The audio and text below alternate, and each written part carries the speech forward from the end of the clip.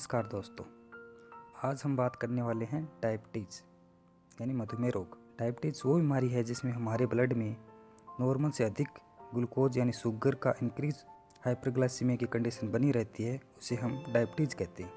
Hyperglycaemia मतलब blood में glucose का इंक्रीज होना एंड हाइपोग्लाइसीमिया यानी ब्लड में ग्लूकोज का डिक्रीज होना। अब बात करते हैं कि कितने टाइप की होती है। डायबिटीज़ दो प्रकार की होती है, पहली डायबिटीज़ इंसिपिडस और दूसरी डायबिटीज़ मेलाइटस। अब डायबिटीज़ मेलाइटस में भी दो प्रकार होते हैं, एक तो टाइप 1 एंड टाइप 2। टाइप 1 को इंसुलिन डिपेंडेंट डायबिटीज़ कहते हैं और टाइप 2 को नॉन इंसुलिन डिपेंडेंट डायबिटीज़ कहते हैं। डायबिटीज़ इंसिपिडस की बात हम बाद में करेंगे, पहले हम डायबिटीज़ मेलाइटस की बात करते हैं। इसको समझने के लिए हमें पहले insulin hormone and glucagon hormone को समझना पड़ेगा। इंसुलिन हार्मोन, इस हार्मोन का काम है हमारे ब्लड में जितना भी एक्स्ट्रा ग्लूकोज यानी शुगर है उसको ग्लाइकोजन में बदल कर लीवर, ब्रेन, मसल्स में स्टोर करना है।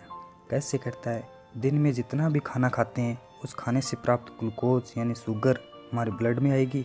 ब्लड में आने के बाद हमारी बॉडी को जितनी ज़रूरत है उतनी तो ब्लड में ही रहेगी, बाकी एक्स्ट्रा ग्लूकोज को स्टोर कर लेगा। स्टोर करने का काम इंसुलिन का है, जो एक्स्ट्रा ग्लूकोज को ग्लाइकोजन में बदलकर लीवर, ब्रेन एंड मसल्स में स्टोर कर देगा। मान लीजिए इंसुलिन है ही नहीं तो क्या होगा? अगर इंसुलिन एब्सेंट है तो एक्स्ट्रा ग्लूकोज को स्टोर कौन करेगा? अगर ये एक्स्ट्रा ग्लूकोज स्टोर नहीं होगी तो हमारे ब्लड में ग्लूकोज यानी शुगर इंक्रीज होगा और होता ही रहेगा। जब जब हम खाना खाएंगे, जब इंक्रीज होगा तो एक्स्ट्रा ग्लूकोज को बॉडी बाहर निकालेगी, जिससे पेशेंट को बार बार पेशाब लगना, बार बार प्यास लगेगी। अब बात करते हैं हम दूसरे हार्मोन की, जिसका नाम है ग्लूकागोन हार्मोन। ये हार्मोन इंसुलिन के विपरीत काम करता है, उसका उल्टा काम करता है। जैसे इंसुलिन ने तो ग्लूकोज को स्टोर किया ग्लाइकोजन के रूप में, अब ये ग्लूकागोन हार्मोन उस स्टोर की गई ग्लाइकोजन को वापस बदलेगा ग्लूकोज में। कब बदलेगा? जब हमें एनर्जी की आवश्यकता पड़ेगी। एनर्जी की आवश्यकता कब पड़ती है? जब हम काम करते हैं या फिर हमने खाना नहीं खाया है या फिर हमने उपवास कर रखा है, तब ये ग्लूकागोन हार्मोन काम करेगा, ग्लाइकोजन को ग्लूकोज में बदलकर हमें एनर्जी प्रोवाइड करेगा। अब बात आती है कि इंसुलिन एंड ग्लूकागोन हार्मोन बनते कहाँ पर हैं? ये बनते हैं हमारे पेनक्रियाज यानी हमारी अग्नाशय में बनते हैं। जैसे कि आप इस इमेज में देख सकते हो कि पेनक्रियाज की लोकेशन कहाँ पर होती है। पेनक्रियाज हमारे स्टोमक के पीछे एंड स्मॉल इंटेस्टाइन के ड्यूडेनम पार्ट के घुमाव में प्रेजेंट होता है। पेनक्रियाज में छोटे छोटे आइसोलेट बने होते हैं, जिसे आइसोलेट ऑफ लैंगरहैंस कहते हैं, जिसमें beta cell, alpha and delta cell पाई जाती है। बीटा सेल में इंसुलिन बनता है, अल्फा में ग्लूकागोन हार्मोन और डेल्टा सेल में सोमेटोस्टेटिन हार्मोन बनता है।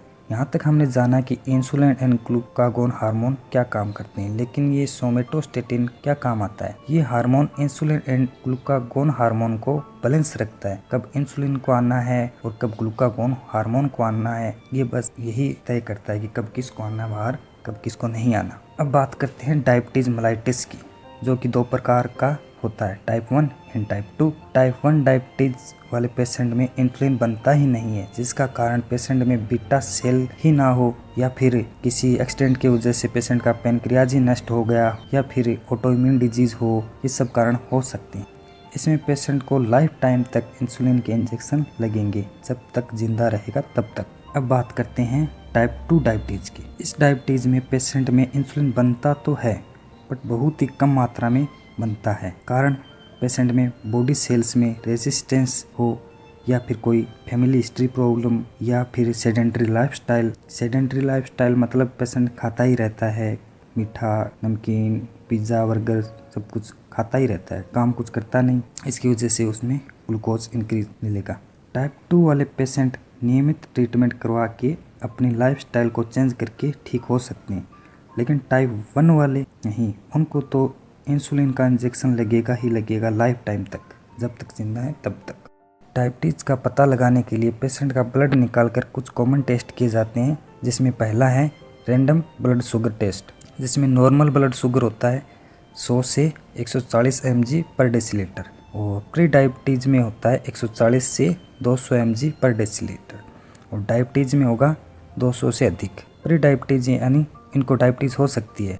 दूसरा टेस्ट है फास्टिंग ब्लड शुगर, इसमें पेशेंट 8 घंटे तक कुछ भी नहीं खाता है, उसके बाद टेस्ट करवाता है, जिसमें नॉर्मल फास्टिंग शुगर आता है 70 से 110 mg पर डेसीलीटर और प्री डायबिटीज़ में 110 से 126 mg पर डेसीलीटर एंड डायबिटीज़ में 126 से अधिक। तीसरा टेस्ट है HbA1c, इसमें ग्लूकोज का लेवल परसेंटेज में आता है, जिसमें नॉर्मल 5.6 से 6.5 होता है और प्री डायबिटीज़ में 6.6 से 7.3% होता है और डायबिटीज़ में 7.4% होता है। डायबिटीज़ के लक्षण, इसमें पॉलीयूरिया, पॉलीडिप्सिया, अधिक भूख लगना, धुंधला दिखाई देना, थकावट, कम वजन होना, घाव धीरे धीरे भरना, हाथ पैरों में सुन्नापन रहना। पॉलीयूरिया मतलब अधिक पेशाब लगना, पॉलीडिप्सिया मतलब अधिक प्यास